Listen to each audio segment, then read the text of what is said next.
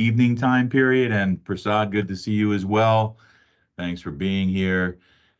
So my name is Mark Thu, and I'm the director of the MS and IT and Management program here at UT Dallas. And actually, I only have a 8:29, so I'm going to wait 1 minute before we get started. I do like to start on time. Oh, there we go. So I have 8:30 now, so this is our official start time. And so this is our monthly webinar where we talk about and answer questions about the Master of Science program in IT and Management here in the Jindal School of Management at UT Dallas. And this webinar is a little bit different. So the focus of this webinar is going to be on course registration. And so we're going to talk about how to register for courses for the fall semester, and also just some advice on course selection. So how to choose appropriate courses based on your background and your interests. And so the focus again is primarily for students who've already or applicants who've already been admitted, right? And are planning to join UTD in August. Okay.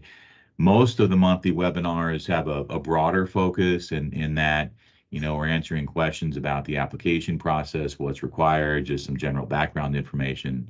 But in this particular session, we're focused exclusively on registration and the registration process. And the good news here is if you're just thinking about applying or haven't applied yet, knowing what the registration process is going to be helpful. Knowing what courses we have is going to be helpful, right? So this information will still be helpful because it'll give you a very good idea of who we are, what we do, and how the program works. So let's go with a few more introductions. So Donna, do you want to go ahead and say hello? Sure. I'm Donna. I'm the program specialist for the MS and ITM. I'm sure that I've already had correspondence with some of you on this call, so glad to see that you could join us. And I'm always here to try and answer any questions you may have. Yeah, perfect. And answering questions. Donna knows the answer to everything. I always say this, and I know she kind of shakes her head no, but she does. I have a question, I'll ask Donna. So if you have a question, right, don't be shy. Feel free to reach out. We'll figure out the answer and get you pointed in the right direction or moving in the right direction. I'm just real good with the search box, so I know where to find answers. Yeah, well, that's part of it, right? That's part of it. And one of the nice things about this webinar is you're going to get a variety of perspectives, right? So you'll get my perspective, Donna's perspective, and then we also have on the call a number of senior students, so students who have been in the ITM program for 6 months to 18 months, right? So some are getting ready to graduate. Radhika, I know you have just a couple of months left before you're graduating. And we have a couple others that have been here for one semester. I don't see Ratrika. So anyway, so if we could just have a few introductions for the people, the senior students that are here with us are part of our ITM, IT and Management Student Leadership Council. So Radhika, Ishika, do you want to go ahead and say hello, introduce yourself? Yeah, sure, Professor. Hey everyone. So as Professor Thun mentioned, I'm a fall 22 student and I'll be graduating this semester. I serve as the president of the ITM SLC. Here in SLC, our mission is to guide all of you in your ITM journey, to provide you all the necessary resources to navigate your way and make sure that you are aware of everything surrounding your coursework and you're comfortable with it. So any questions you have regarding, so today's topic is registration, and even otherwise, any questions that you may have, you can, along with Professor Donna, you could also reach out to the SLC members. And I just want to mention one other thing here. So we are we've started our fall 24 and summer 24 WhatsApp group in which we'll have SLC members also in and answering any questions that you may have over the next couple of months. So we'll be pasting the link in the chat, and you can feel free to join it and ask your questions even after this call. Ishika, you can go ahead. Sure. Hi everyone, my name is Ishika, and like Radhika, I'm also a Fall 22 student, and I'm serving as the Vice President for ITM SLC. So as she mentioned, we are here to answer all the queries that you have. Any questions you have about the program, or maybe it can be in general about Dallas, about the university, so you can reach out to us, and we are more than happy to help you.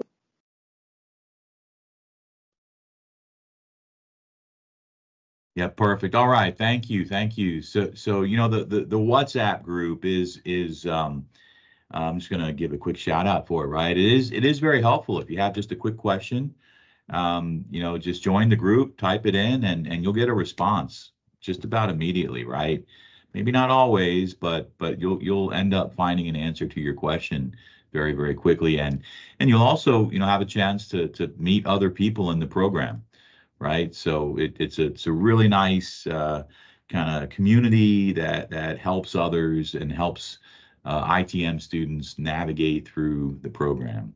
So all right, so let's go ahead and kind of get into the details of the talk today. So I'm going to switch to presentation mode, and all right, can everyone see my PowerPoint? Yes. All right, perfect. Thank you.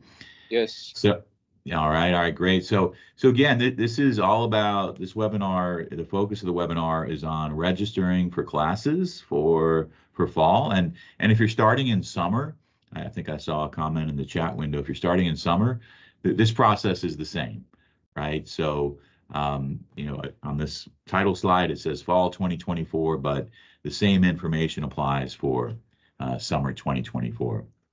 So I just like to start off with a few updates about some of the successes of the ITM program.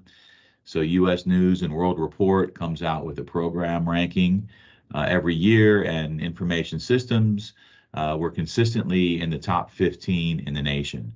So in the U.S. we have one of the top programs in the country. Our research faculty, so the Information Systems research faculty here at UTD, are the most productive in the world.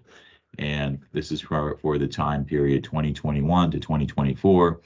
And this is measured by research publications, so faculty's ability to publish in the top journals in the world. Job placement success, and for me, this is one that I pay very close attention to. And it's the reason why many of you are joining a graduate program, right? You want to get a good job when you graduate. You want to advance your career if you're already in a job, right? After completing your degree. And so we track this number every semester, and the data that we have, this data that's on this slide is from May 2023. So a little more than 6 months ago, right? So we look 3 and 6 months out after graduation. So we'll have some updated data in just a few months for the December graduating class, the December 23 graduating class. But for our most recent cohort, our most recent group graduating, in this case in May of 2023, 95% had a full-time job within 6 months of graduation. Average first-year compensation was right around 100,000, and the max salary was right at 200K. And I'll just kind of click on this link. It's not going to show up because I didn't share my screen. So let me go back. I'm going to stop sharing my screen just for a minute. I usually do share my screen. It just makes things easier to work with. There we go. So now you should be able to see it just fine. And this is just on our public website, right? You can visit it, you can view it, you can go to it and find out all kinds of details. So again, we recognize as a school, we recognize as a program that you're in this program to at the end of it, to get a good job, to advance your career. That may not be all you're in it for, right? But that's definitely part of it. And for some, that may be, for many, that may be the most important part as well. And so we have just over, actually more than a dozen years of history for job placement success rate. And you can see it varies a bit. Spring 23, that was our 3-month graduation rate was 65%, but it went up to 95% after 6 months. Okay. And then our summer 23, we ended up at about a 90% job placement success rate. And then if you want to look at the details, you can just, click on each semester's graduating class to figure out the details. And this is for summer 2023.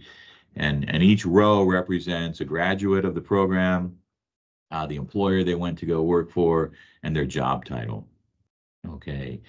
So it gives you a really nice idea of the types of jobs our students are moving into when they graduate. And, for spring, we had almost 400 students graduate. So we had 400 students graduate from the ITM program in spring of 23, right? And 95% had a job, full-time job within 6 months. And then, you can go on and on and on down the list and see, okay, these are all of the 392 graduates and where they went to go work and the job title they moved into. All right. So if you haven't looked at it yet, spend some time looking at it.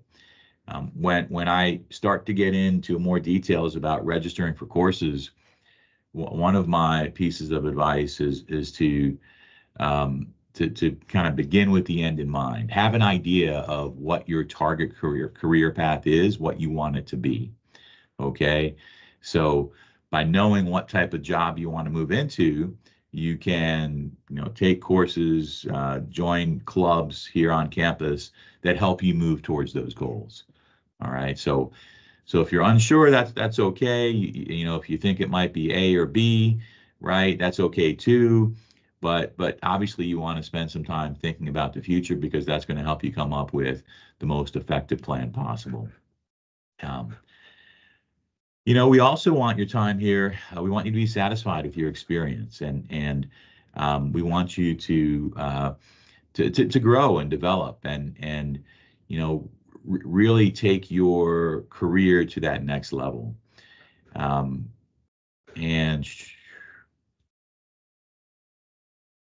I'm sorry, I was gonna go to the Student Leadership Council.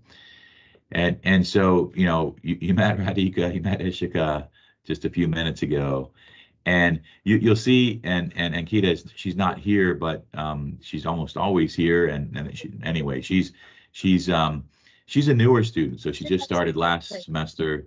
This is her second semester, and anyway, we're if you want to connect with someone, you can just go to our website, hit the connect with a student, right, and you will be connected with one of our students. You will be connected with a senior student. You can have a one-on-one conversation. You can, ask them any question you want.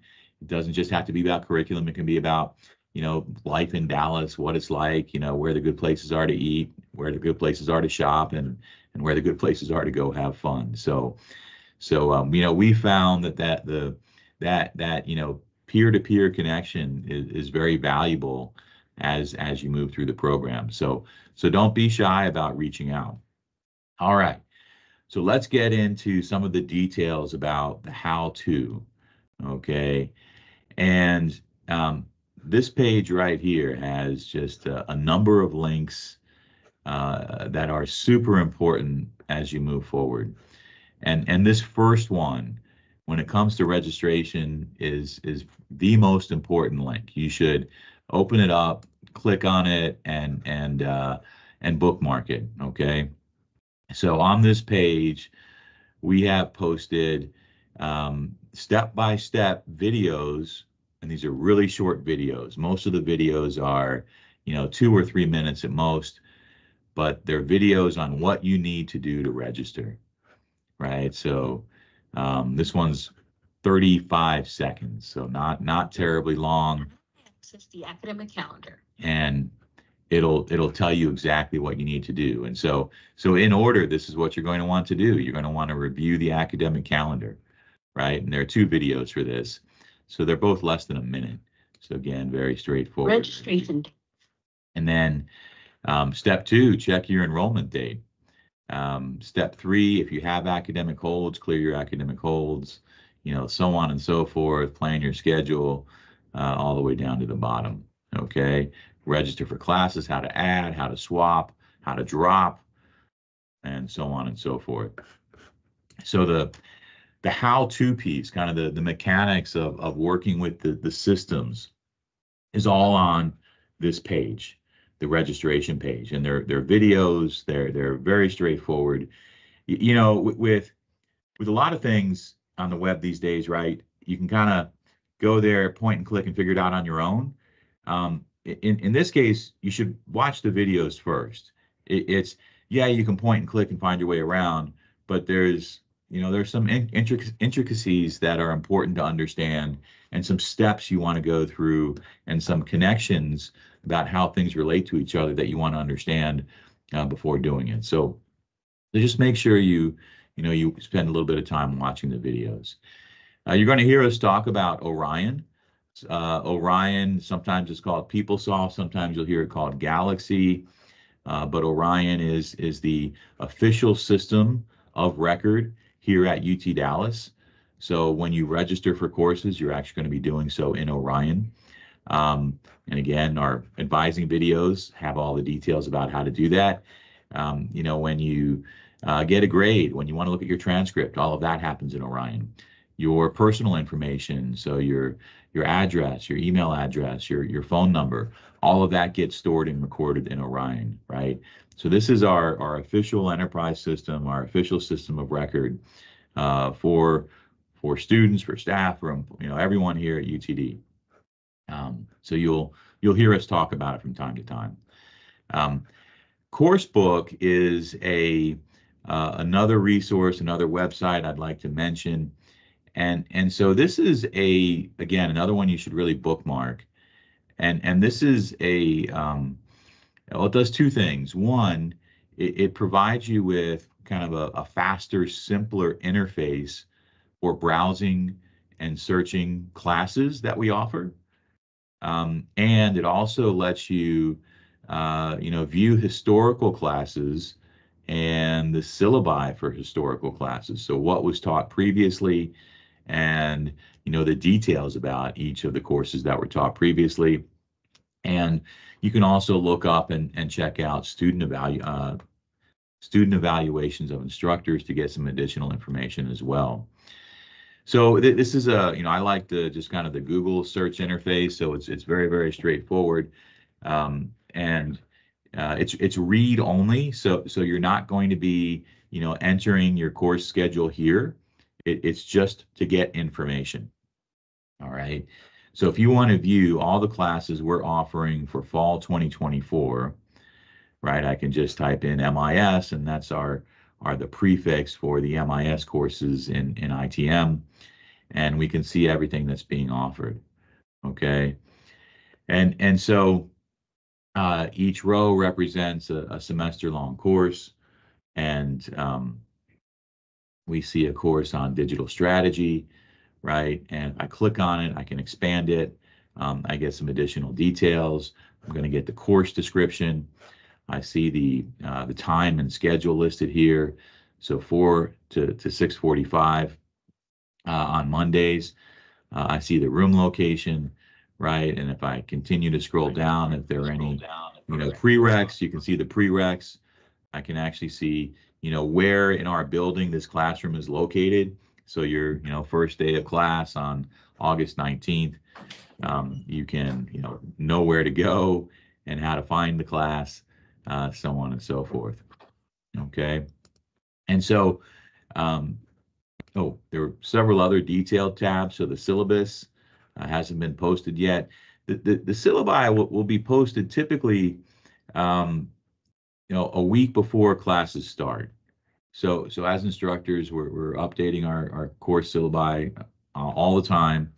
And so, for that reason, we typically, like to post the syllabus um, pretty soon before a class starts.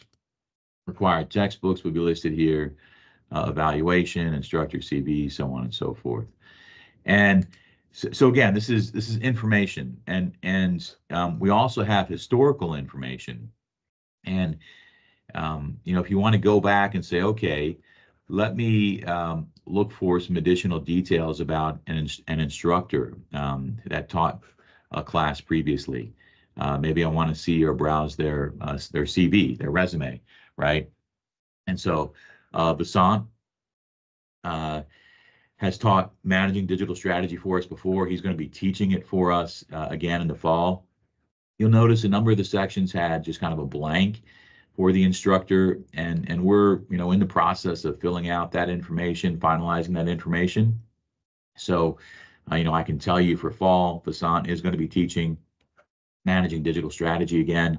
So even though it said blank, right, this is the professor that will be teaching that class. And again, this is what's going on right now. And so you can go and look at his his CV.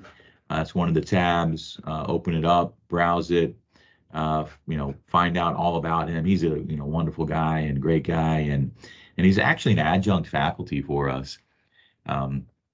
And that's one of the nice things about being here in Dallas and in the Metroplex. We're a large metropolitan area, and because of that, we're able to draw from industry professionals to help teach some of our classes. And so we obviously have highly qualified, excellent full-time faculty, right? But we also are able to kind of tap into the local business community to offer some of our courses as well. And so you obviously can, read all about him, find out all the details you want about him, and so on and so forth. And you'll see, each professor, we are required. This is to post our CVs. And so for every professor, you'll be able to find their CV. So as you're selecting courses, right, it might be helpful to some of you anyway, right, may want to look at and get to know a little bit more about your instructor, what they do, what their experiences are, and so on and so forth. Maybe I'll show one more. Let's go to Professor Raghu, right? And so his CV. So Professor Raghu is a chaired professor in information systems, full-time faculty, right? That's what that part of what that means. And you can look at his CV, his resume, what he's done, where he studied, where he's worked, and then all of his research publications, right, as well. So this is all on Coursebook. So let me go back. I'm going to share one more thing. I'm going to go back to fall 23. We'll look at Coursebook. And this time, again, each row represents a semester-long course. And this is Shri. And he has for us, once a course has been completed, every course has an evaluation. So these are, students providing feedback on the course they've just completed. And this is pretty standard, I think. So I think just about every school has something like this. And so we can see 13 students responded to the survey. And in Professor Shree's class, right, these are the ratings they gave him in the following dimensions or questions, right? Course objectives were clearly defined, right? 2 gave agree, 11 strongly agree. The average was a 4.91. I'm sorry, average was a 4.85. Median was a 4.91. Okay. And then so on and so forth. You can, go on down the line. And so again, as you're picking classes, as you're thinking about classes, you have a lot of information to look at and to consider. And again, this is all on Coursebook. So let's go back to fall 2024. You see we have 105 different MIS sections for fall 2024. And we'll come back to this page in just a couple of minutes. But that's our look at course book. And the same information, well, the scheduling information for the courses is available in Orion as well. Okay. And Orion is where you actually go to register for a course. But course book is just, it's faster. It has a nice search feature. It lets you view, CVs and syllabi for courses, right? So what I recommend doing is when you're in the planning phase, use course book to come up with your plan. And then once you have your plan in place for what courses you want to take, you then just log into Orion and register for those courses. Okay. The academic calendar, again, very, very important to know the academic calendar.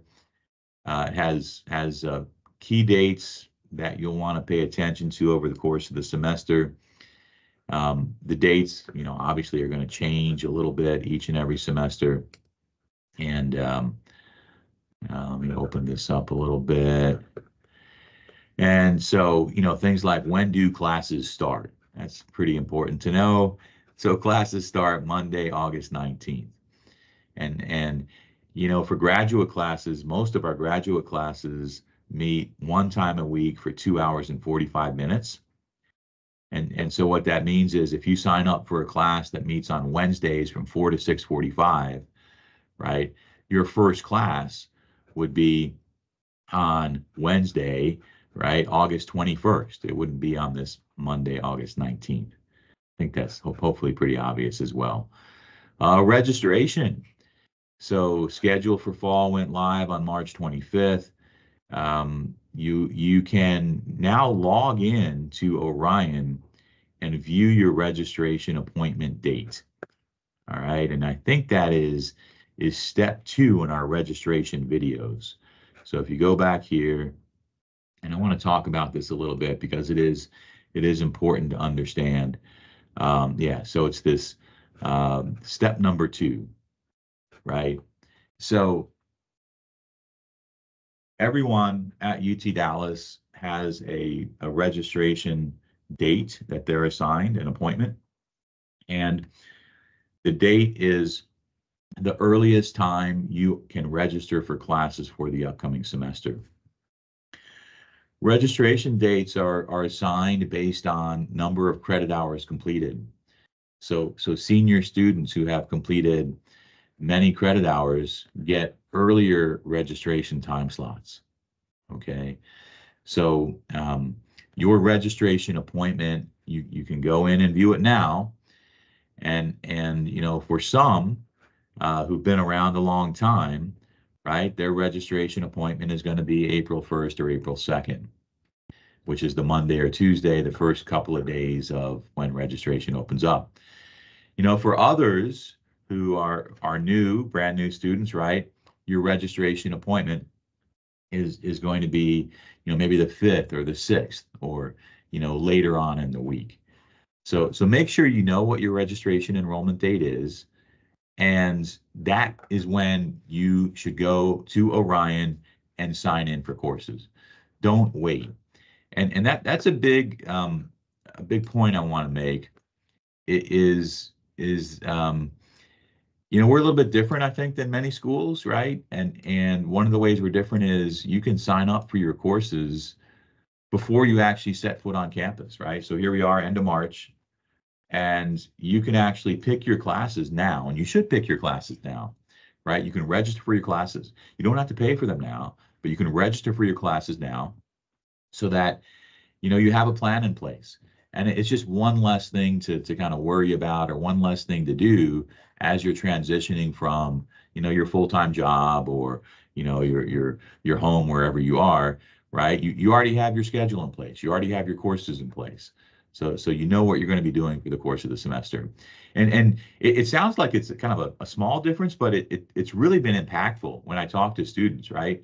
It used to be, we made students wait to register for classes when they showed up on campus, and it just was kind of hectic and stressful for a lot of people. And this, reduces the stress, makes it easier, makes it more comfortable, gives you a little more time in the process. So take advantage of it, register for your classes, don't wait, okay? So again, if you've just been admitted as a student, you can register for classes now, right? All right, so let's go back to my PowerPoint. We just talked about this. All right. And okay, so the ITM Student Leadership Council hosts and leads several advising pods. Advising pods are online sessions where you can ask senior students for advice and just thoughts and feedback on courses, right? And so we had one, I think it was Tuesday, right? So today's, and our next one is scheduled for tomorrow morning. Ishika, do you have any details you can share about that, the timing for that? Or Donna, do you have some details about this?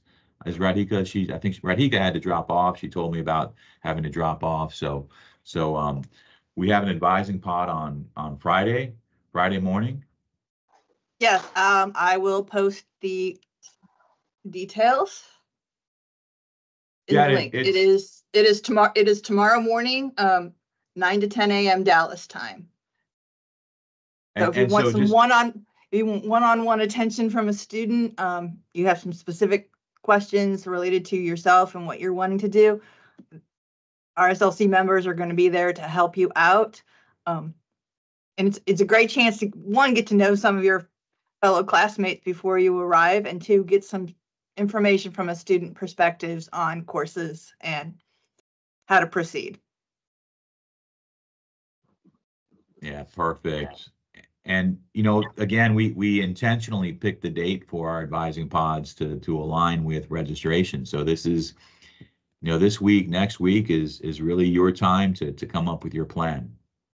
All right, so let's talk about the curriculum. So the ITM program requires 12 courses total. Almost all of our courses are 3 credit hours.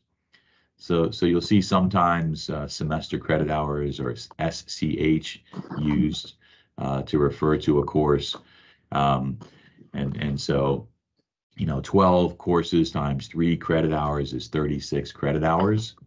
So we require you to complete 36 credit hours of ITM coursework in order to earn the degree.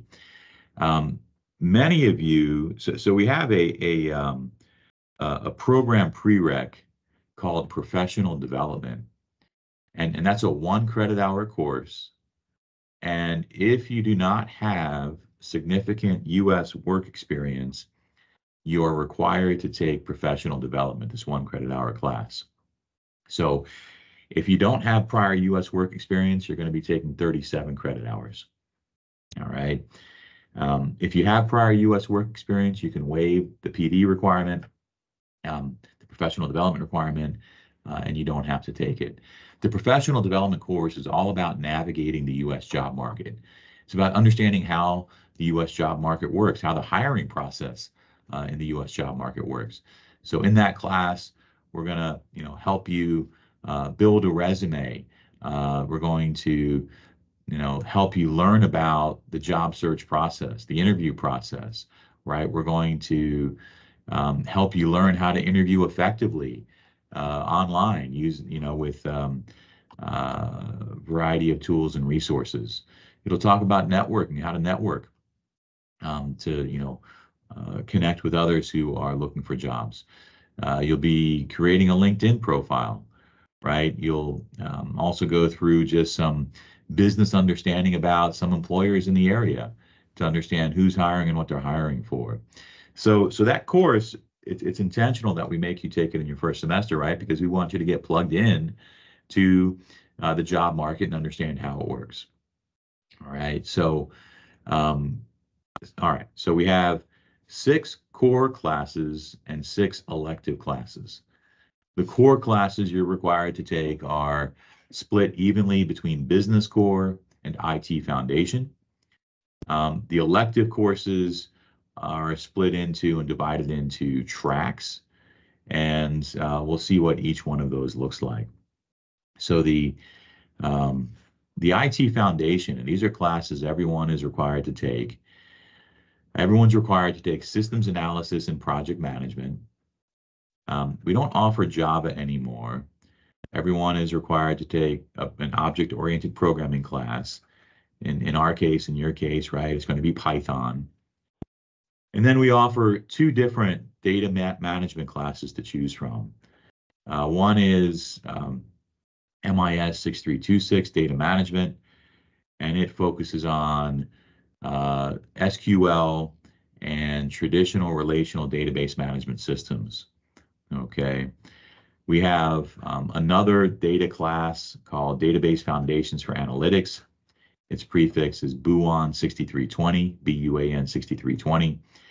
And it includes, right, relational database management systems and SQL, but it also adds in NoSQL, right, and other data management approaches that are used in analytics. For most people, I recommend the Foundations for Analytics class. It's just, thinking about where data gets stored and how it gets stored, knowing how to use it and work with it is very, very important. If you're going to spend your career in transactional, data processing systems, maybe you want to take the data management class because that's all you're going to do. But I think, again, that's going to be a smaller group, a smaller subset. And for most, if not all, the Database Foundations for Analytics class is going to be a better choice. All right, so those are your three required foundation classes, IT foundation classes. And I'm also going to mention here, you have the ability to waive programming and data foundations or data management, right? And the way our waiver process works is if you've taken a similar class as an undergraduate student, that's part of a degree program, and you earned a B or better in that class, and you completed that class within the previous 6 years, you can waive the corresponding class here at UTD. And when you waive the class, you get to replace it with an elective of your choosing. So you don't get credit for the class, right? But you get to pick an additional elective of your choosing. And this is up to you. This is optional. You don't have to waive a class. So maybe you took, object-oriented programming in C++, right? And you got an A, but you want to learn Python, right? You have the choice. You still have the choice to take Python here at UTD. You also have the choice, maybe you don't want to program, to just, waive the class and replace it with something different, a class of your choosing, an MIS class of your choosing. Okay, same idea with data management. If you've taken it before, B or better, it's been within the past 6 years, you can waive it and replace it with a class of your choosing. All right, so 6 core courses, and 3 of the core courses are what we call business core. And the business core classes give you exposure to the different functional areas, the different business areas of an organization. And so we want every ITM student to have breadth of knowledge about how businesses work and how they operate. And so you are required to take courses from 3 different functional areas, from 3 different business areas. And you can see the different business areas, the different groupings listed here. And so the business areas are listed in bold, right? Kind of the larger bolded letters. So the different business areas you can choose from are statistics, accounting, marketing, entrepreneurship, organizational behavior, healthcare, strategy, operations management, economics, finance, real estate, and international business. And within each one of those areas, you often also have a choice in terms of which course you want to take or what course you want to take within a functional area. And so, as an example, maybe you want to go into technical sales, right? So you could take a marketing course and specifically take professional selling as your marketing course and use that one course to count as your business core, okay, as one of your business core classes. A big key here is you have to have courses from 3 different areas.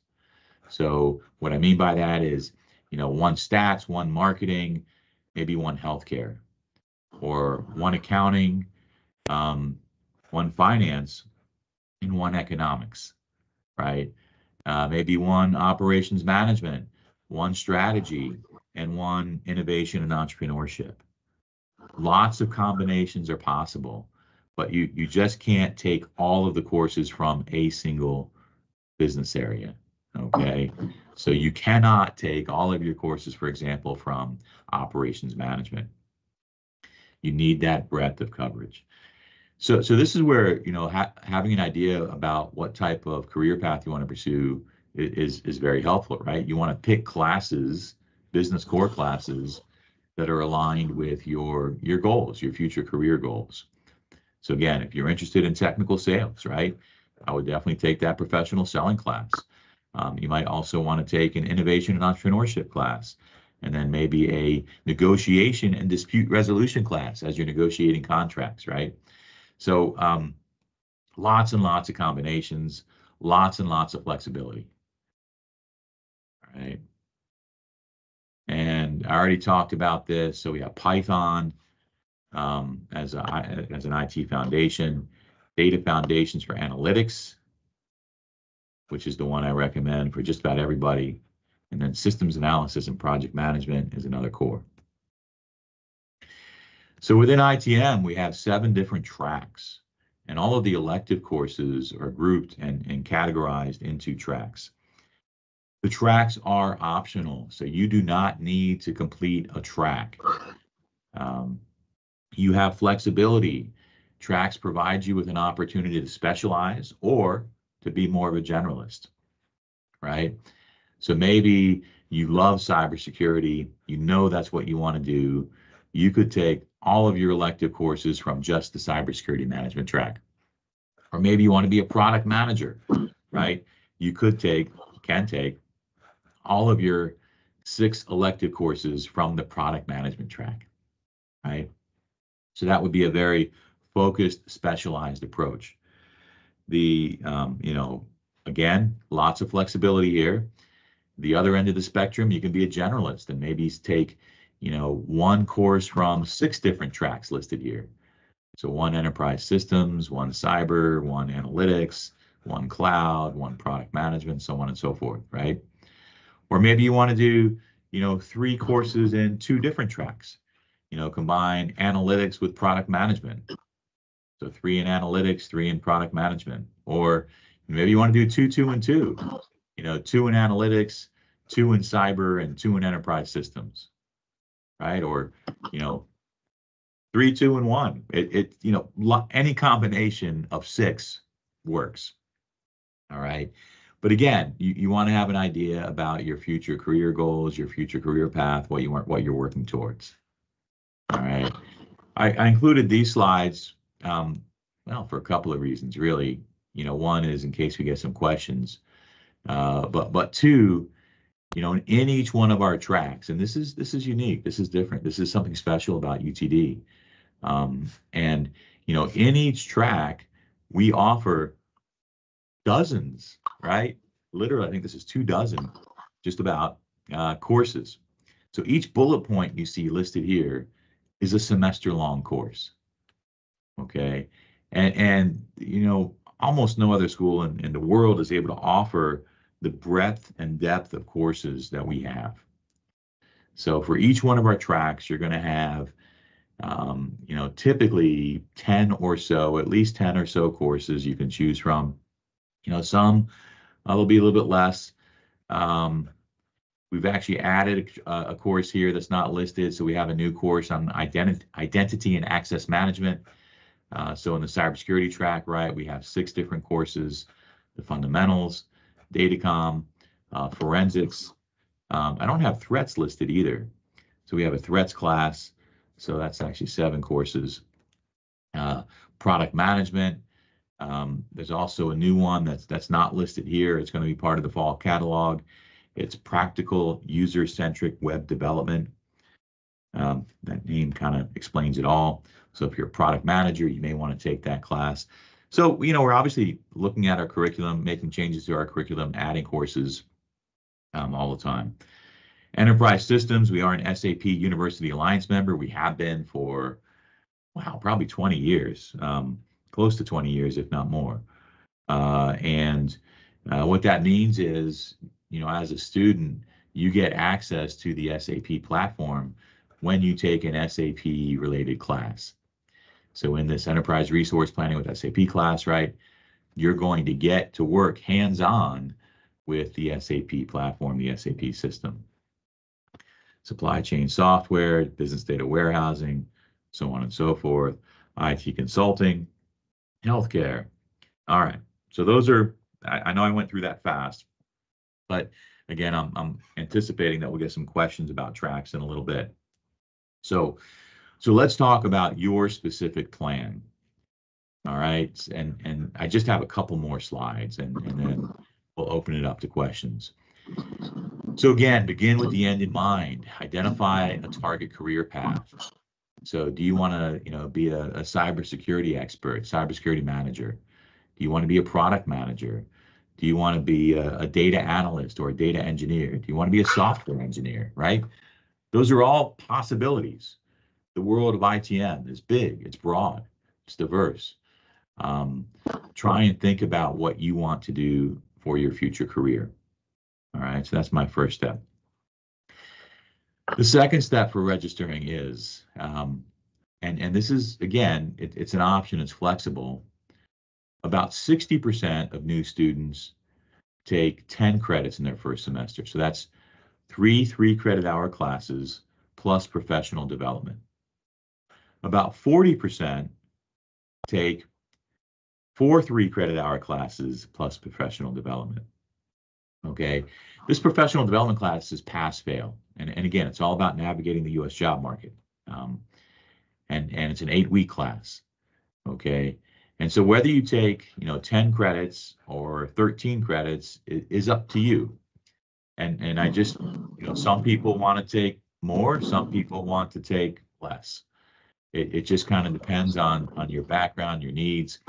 And again, the split is 60% of new students take 10, 40% take 13, give or take, right? Those numbers vary a little bit. If you plan to take 10 credits, this is my recommendation.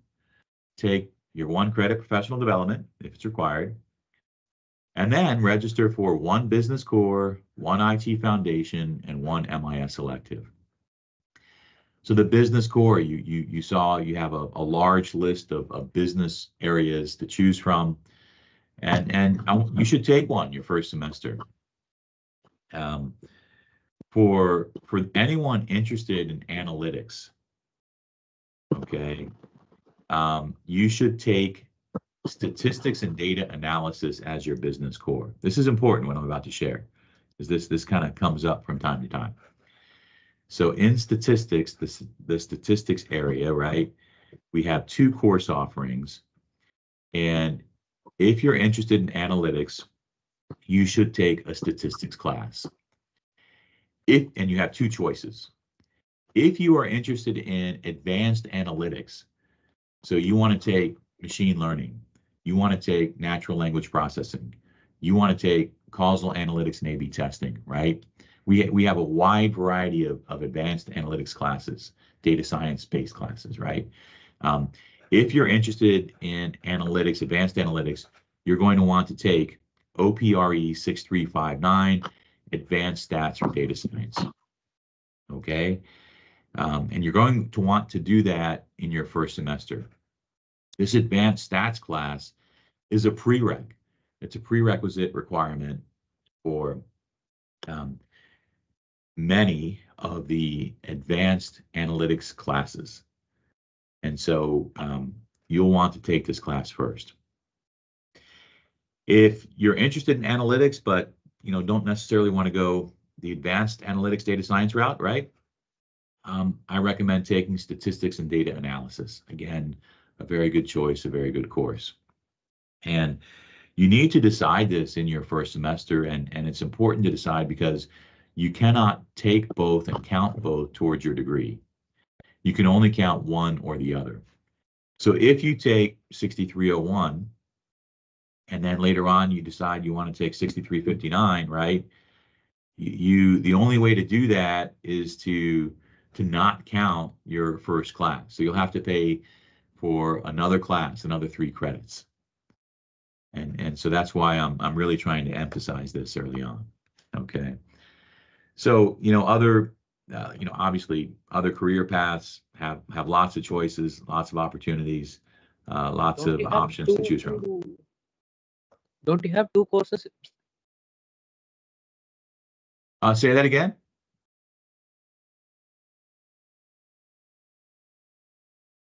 We'll come back to questions in just a minute, additional questions. All right, so back to 10 credits, right? So choose a business core.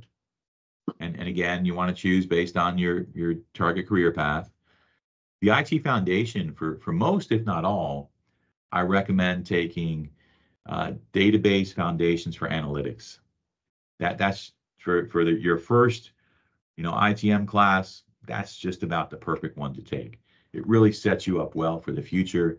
It talks about how to work with data, how to use data, how to get data from relational databases, from non-relational databases. It's basically, how to work with data. And that's just, that aspect is almost a part of every class we teach, right? How to work with data. And so taking it in your first semester is very, very helpful. And then for your third 3 credit hour class, right?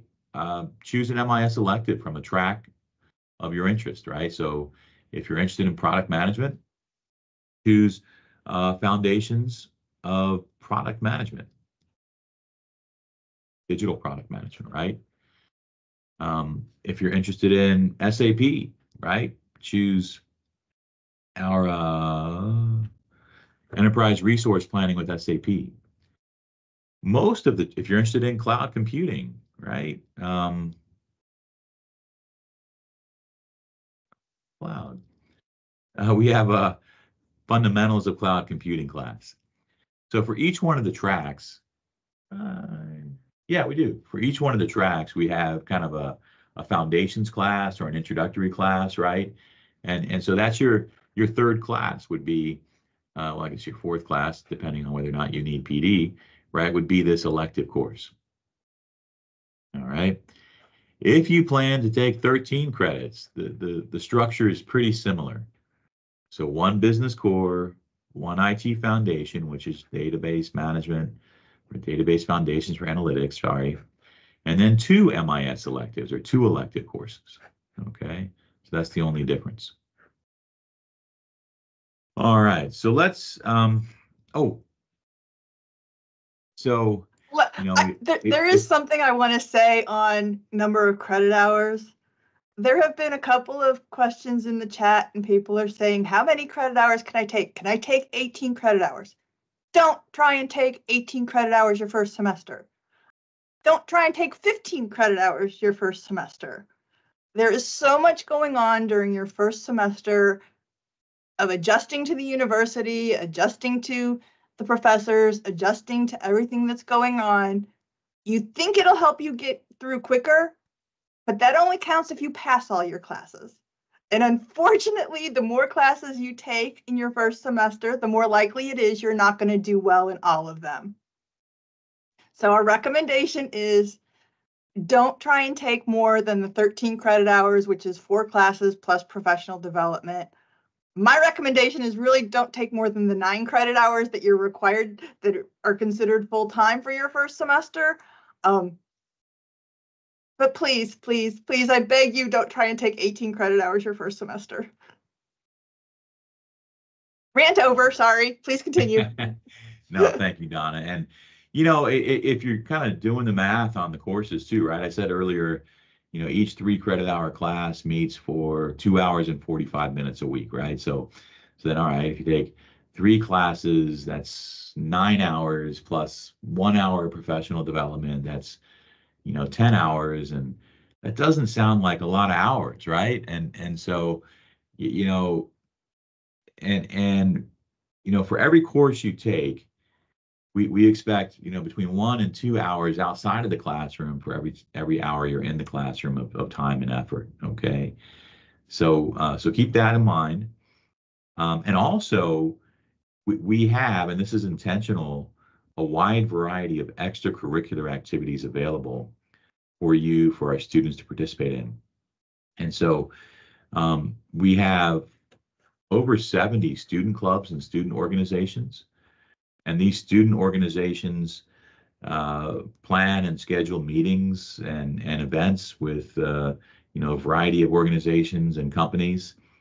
And so they'll, for example, we'll invite a product manager in from Microsoft to come talk about, you know, what she does at Microsoft as a product manager. So that's the product base, one of the student orgs I'm talking about. We have the ITM Student Leadership Council, and we met a few members this morning, right? They help plan with a variety of things, a wide variety of things, right? And the idea behind the student orgs is typically twofold. One, it's to develop leadership skills and abilities for our students. So as a leader of a student club, as a leader of a student org, right, you're getting practice, you know, managing and leading teams of people. And that skill is hard to, you know, that practice, that real world application is hard to replicate.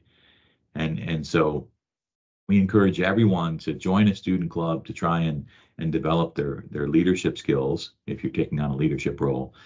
And then the part two is most of the clubs have a specific you know, area or domain of interest. So maybe it's cloud computing, maybe it's product management, maybe it's cybersecurity. And you know, with each of the clubs, you're connecting with industry professionals in those areas. And so, you know, every week you'll typically see a handful of events from all of our different student clubs. And these are all extracurricular, they're not required.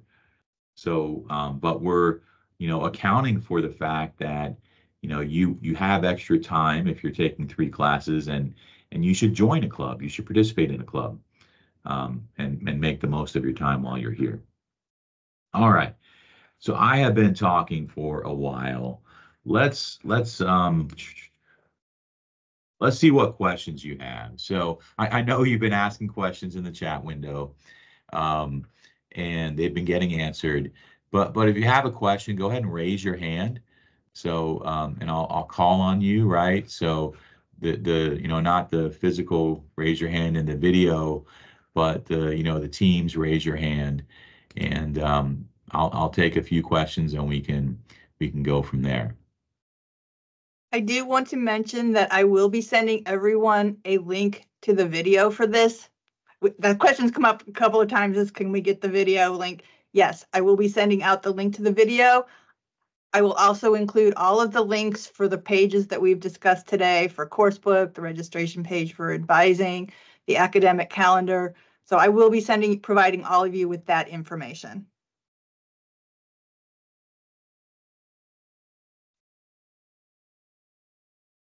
All right, questions. Yeah, Abhinav. Hey, good morning. Good evening. Hello. Good morning. I wanted to ask questions like I've just started to check out on this course, and on opting for ITM, and I most of the courses I see are very like this is very vast and varied. Like, so I thought like I could get some help with the choosing. Like, so I would like to connect after this for some help for choosing courses. Uh, which management courses would you suggest for getting into uh, like proper uh, like computer science, like having some development core with proper business management courses like similar? Yes. All right. So two things. One, um, when you're thinking about, what courses to take, you're going to want to have your future career goals in mind. And I want you to, for everyone to try and be very specific and say, okay, when I graduate from the ITM program, I want to be a, right? And then fill in the blank. I want to be a software engineer. I want to be a product manager. So in your case, think about a job role, a job title, right? That you want to move into. Management of IT, that's IT manager. That's not really a job role anymore. It maybe was at one point, but things have changed. So you'll need to be more specific in what your future career path is. And then And more, yes, yes, please go ahead. yeah, and then so Donna's going to stay on for probably till almost 11 o'clock, so another Yes. 10:30 after this call ends or after I drop off and after we stop recording and she'll answer questions.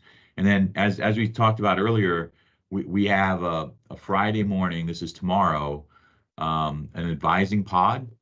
And we posted that link in the chat window earlier. And that's a chance for you to get this one-on-one advice. Okay. All right. All right, I'll Saeed. check out Yeah. the link. Yeah. All right, great. Thank Hi. you. Hi, Mark. Hey, good morning. Good morning. How are you? Good. I'm doing great. Yeah, if you remember, I emailed you a few days ago regarding my offer letter. I do. Yes. Yeah. All right.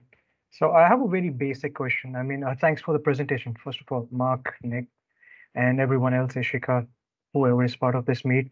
Really appreciate it. I have a very basic question, which I asked Donna, but I guess she's just, there's a lot of influx of questions, so I do not expect her to reply. But so after receiving that scholarship, my program got upgraded to MS MBA. So it's regarding that, since I will be having a dual track parallelly. So how do I choose my courses then? And will it be possible to do it in 4 big semesters? Is what I wanted to know, like the fall, spring, and the fall and spring. Yeah. So it sounds like you received a scholarship, either the Dean's Excellence Scholarship, right? So with that scholarship, and every scholarship is different, but with that scholarship, right, there's a requirement that you actually register for a joint MS MBA degree, right? And this joint option is really it's kind of tied to the funding side of it, right? So when scholarships are given, when donations are given, right, they can specify requirements about how the money should be spent, where it should be spent, and how it's given out, right? And so this is one of the requirements tied to that scholarship. But, and this is a big but, so it's just, it's to get people thinking about potentially an MBA. Just like before you received that scholarship, had you thought about getting an MBA or had you heard of an MBA? Maybe not, right? And so we're trying to encourage people to think about the MBA, but it's 100% optional. You never have to take an MBA class if you choose not to, right? So your first semester, you can register for only ITM classes as if you were enrolling in the ITM degree, right? Only the ITM degree, right? And then, if you decide later on to pursue your MBA, you can, or after one semester, you can choose to drop the MBA and only pursue an ITM. I don't really understand that. It was very clearly specified in the email, and yeah. But since it got me thinking, I thought, why not? Why not do a dual degree? That's That the opens idea behind it. doors. Yeah. Yeah, that opens a lot of doors to other opportunities and other job titles, whatever. But I'm confident I can handle that kind of pressure in those courses. But I just am a little confused as to So let's say I complete my MS in 3 big semesters, and then the last semester, how many credits are left, or how do I mitigate the left credits, and what do I do then? So I'm a little confused, overwhelmed to be precise. Yeah. This definitely requires some kind of one-on-one advice, and I think Donna can help, or you can go to the advising pod. But in general, so ITM requires 36 credit hours, and MBA is 53. When you do dual, you get half off the MBA, and so you have to take 27 MBA credits. So your total coursework that's required to get both degrees is 36 plus 27. Aren't some of those credits common between those two programs? They are, absolutely. So that's Oh, why it's that's when you're 36 left plus with 27. 27. That's right. Oh, So you okay. go from 53. So the MBA on its own requires 53 credits. I got it. Okay. And you get half off of that by the fact that you're completing an ITM degree as well. And so half of 53, we don't have 26 and a half, credits. That's not possible. So you take half of 54, that gets you to 27 credits. So you get the MBA for 27 credits after you've had your 36 credit hour ITM. So combined, what is that? 63 credits. So you can get both degrees for 63 credits. And then, planning that out, you can say, okay, well, if I take 12 credit hours a semester, maybe take a couple courses over the summer as well, 6 credits over the summer, right? You can kind of see how things map out. All right. Yeah, thanks. Thanks a lot, Okay, Mark. great. Yeah. That's a good question. It is kind of complicated. And so, yeah, good question. Devanshi, hey, good morning. Devanshi. Good morning, Mark. So hello. I have two questions. First is I also received a Dean's Excellence Scholarship, but it isn't visible yet in the portal. So when do you think would it be, considered in the portal also? So you receive confirmation. So there are multiple steps for the scholarship, right? You apply for it. If you're Yeah, I selected, received the confirmation. okay, and then you actually accepted the scholarship, right? Yes, I did. Okay, so you have to go in and accept it. Good. How long ago did you accept the scholarship? I think I accepted it around 2 weeks back. And yeah, it should show up any day, right? So it should show up any day. I was going to say can take up to 2 weeks for the system to update to reflect it. But if you have that letter, the email, right? You have the scholarship. It will be honored. There's nothing to worry about. It's a system thing. When a scholarship gets awarded, there are several checks that we have to go through, and it just takes a little bit of time. All right. And the second question that I had was, see, me personally, I see myself becoming a data analyst in future. Like I want to play the role of that. And for that, I mean, we know we can choose tracks and different courses in here. But before joining the master's course, do you think, what skills do you think should be with us? Like the basic skills, the core skills that we should already polish a bit before coming there, so it would be easier for us to, go through the course? Yeah, so that's another good question. It comes up quite a bit, and we don't expect anyone when they first join the program to have a background or to have prior knowledge in IT and management or data management or SQL, right? So we're going to teach you. You're going to have an opportunity to learn from the ground up in each one of your classes about each one of those topic areas, right? And so. That being said, I recognize just from a practical standpoint, you have some time, you want to come in prepared, you want to be successful, right? All of those things. And so what are some things you can do to help be successful, right? And the classroom piece of things, the knowledge piece of things is that's part of it. That's one piece of the puzzle. but to me, it's connecting with the community and transitioning successfully to Richardson, right? Because that's another big piece that if it goes smoothly can make a big difference in your overall academic program. And so that means, joining a student club or reaching out to student clubs, connecting with maybe an ITM peer mentor to see what they have to say. So these connections, these relationships, you know, starting to build them now, to me, is one of the most important things you can do. And then obviously there are lots of online resources, DataCamp, Coursera, Udemy that have kind of technical skills that you can learn. And I'll let Ishika go ahead and if you can, add your thoughts as well about Devanshi's question and what you think she can do to help get her acclimated. Sure, Professor. So, I think if you are specifically interested in data analytics, stream, then you can definitely start with some statics course, and that will really help you, especially in advanced stats class. So that is one thing I can think in top of my head. Then definitely you can go through various data visualization tools, courses, and stuff that will also give you one upper edge to ace in your classes. Right. Thank you.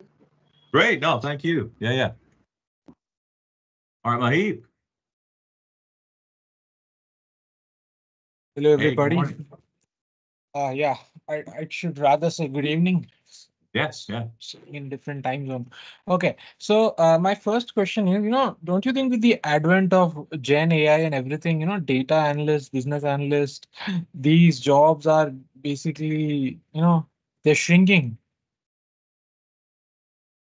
I'd say they're in the process of changing. When I think about what ITM is all about, right? It's about helping businesses use and apply technology to be more efficient and more productive, right? So as an ITM professional, yeah, you're going to need to know how to use Gen AI tools to support your job, right? Whatever your job is. But at the end of the day, you're still trying to help a business be more efficient, be more productive through the use and management of technology.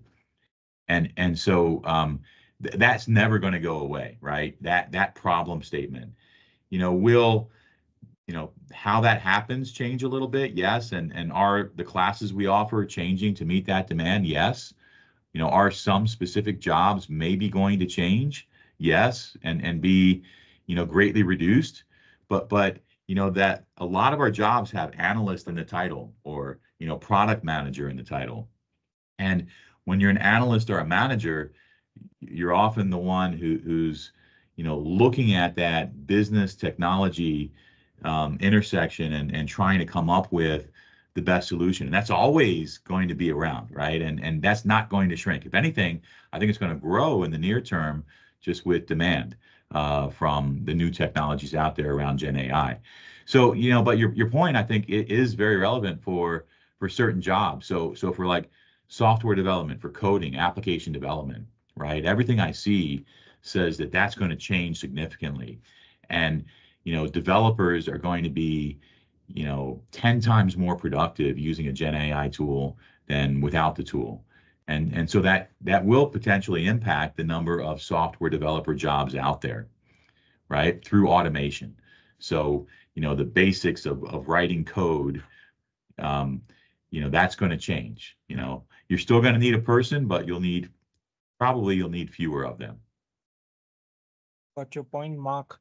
Now, my second question is that I also got a scholarship, the MSMBA thing that we can do an MBA and an in-state tuition rate and $1,000 scholarship. So, like, I want to ask, so don't you think it would be a bit hectic to complete those 27 credits?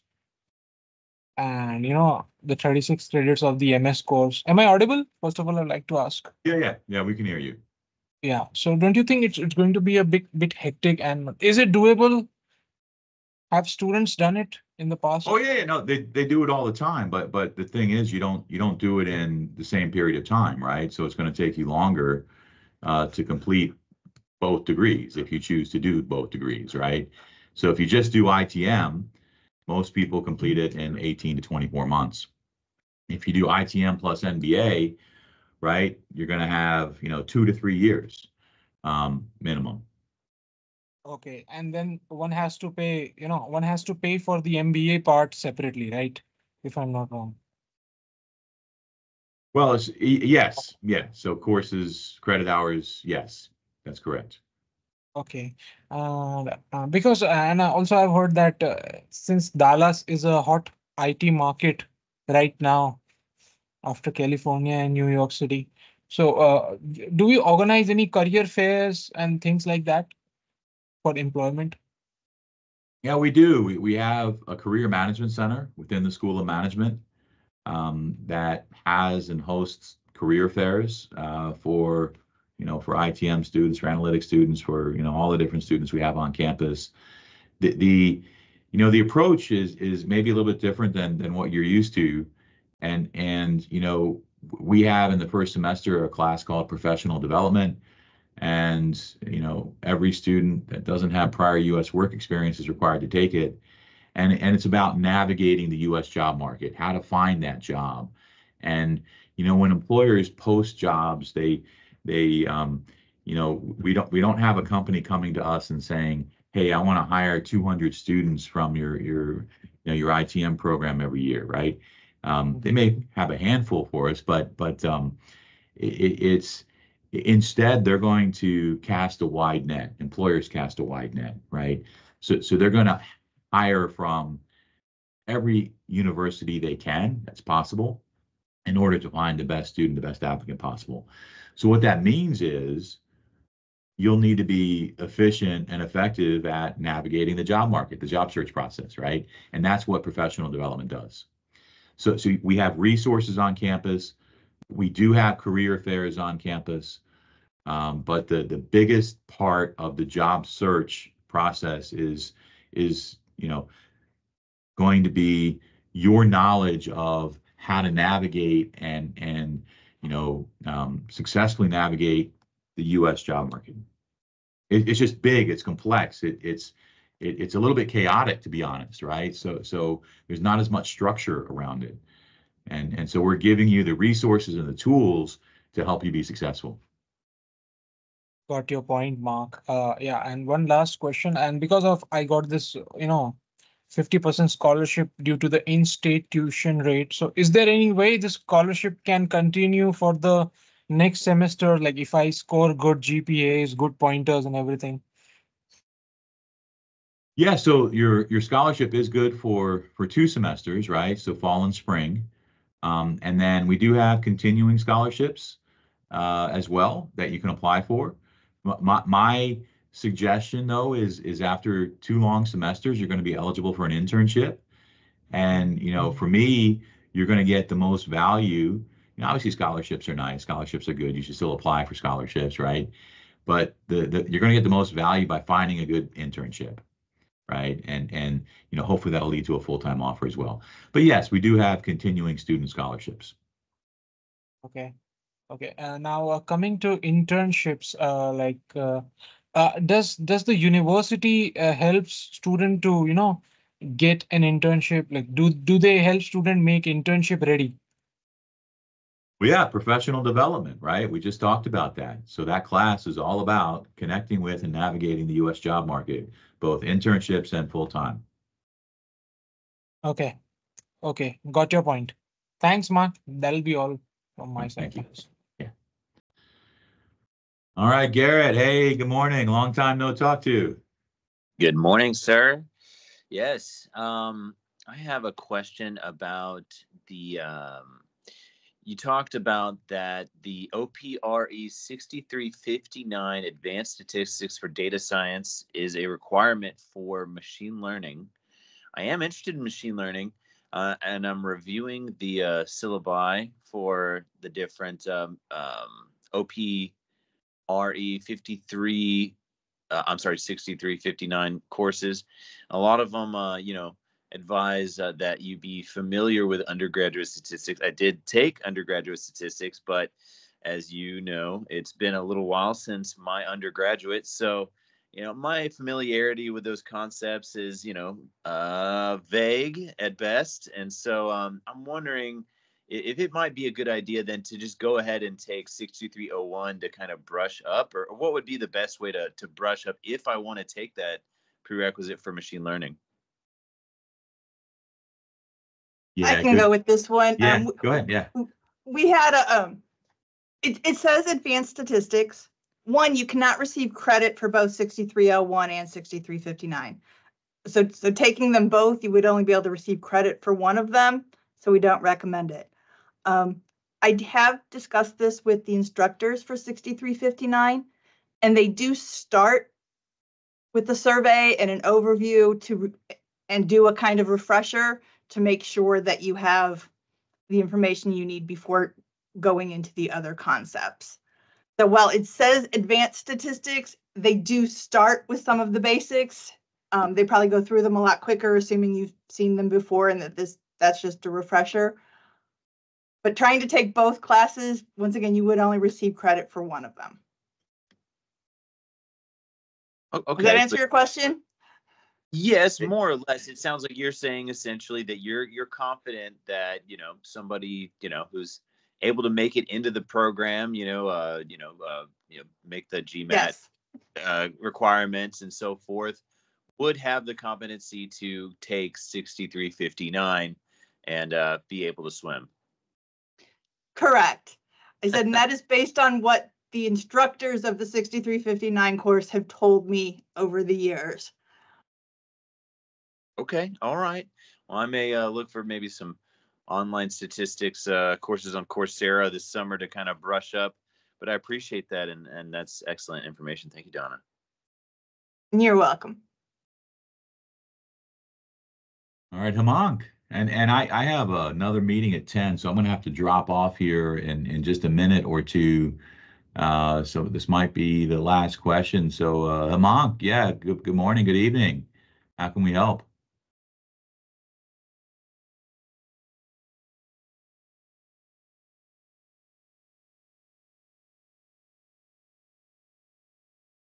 We are not able to hear you if you are talking. How about Ishiko? While we're waiting for Hemang to come on, do you have any just general thoughts about registration that you'd like to share with everyone? Because you've been through this a few times now. You also went through it as a brand new incoming student. So do you have anything you'd like to share? Yes. So for registration, I think what my approach has always been that I've planned my courses before the registration date. I plan for my courses for the professors that I want to take, and once the enrollment appointment begins, I try to go for the courses and take those courses as soon as possible, because yes, the courses keep on filling, and it's best to not wait till the end and start early and get all the courses that you want. All right, so don't wait. That's good advice. Ambuj, good morning, good evening. Good evening, Donna. I really appreciate you guys answering all those questions. It was really helpful. And I also got this MS MBA scholarship offer. So I had a question, like you guys suggested like 40% students take 13 credits in the first semester, and then in the next semester they take again 13 credits. So like that is 26 credits. So the scholarship which we're getting is like it's going to be in-state tuition fee will be applied for the first 2 semesters. So the 26 credits which I'm taking, so over that I'll be getting in-state tuition scholarship, like based on number of as many credits I take in the first 2 semesters. Correct. That is correct. Okay, That's a good thing. And another question I wanted to ask was regarding the assistantships, the TAGA, RA. Like we're gonna get it in second semester only. So is there any way to increase the chances to get your hands on those particular opportunities? Yeah, so distinguish yourself in the classroom. So TAs are the best students. I'll just kind of just be honest, right? So when we hire TAs, we're looking for exceptional students. Okay.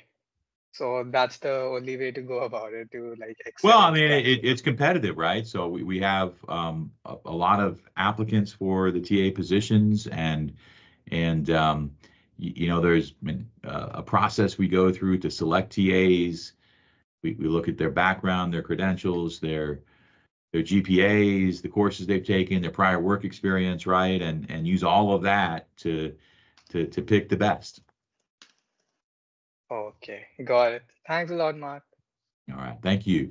And you know, in your comment earlier about, you know, with the scholarship, you know, many, if not most of those on that have a scholarship do take, right, more credits in their fall and spring to maximize the benefit of the scholarship, right? So those that have a scholarship will tend to take, you know, 13 credits their first semester and then 12 the second, just because, like you said, right, that's the way to maximize your scholarship. So anyway, I am going to have to drop off now. So lots of good questions, and uh, I will be on I will be available for the next hour. So if you want to stay on, if you still have questions, I will continue to answer questions for the yeah, next hour. it looks like we had most people stick around for the whole session, which is wonderful, right? So all right, just kind of final piece of advice, bit of advice, right? Is you know, have a plan, right? This is your time to make sure you have a plan in place for your future career goals, for your studies here at UTD, and then, you know, execute that plan and follow through on that plan, and we're here to help you throughout, right? Don't feel isolated, don't feel alone, um, you know, like you're struggling on your own to figure something out. We're here to help guide you, help you work through things, and make sure that your you know, your onboarding process is successful, and you know, your time here is successful, and then, you know, your graduation and commencement and going out into the workforce is successful as well. So anyway, lots of good questions today. Very good speaking with all of you, and hope you have a great rest of the morning or evening, as the case might be. And, you know, I look forward to seeing you all on campus in August. So thanks a lot.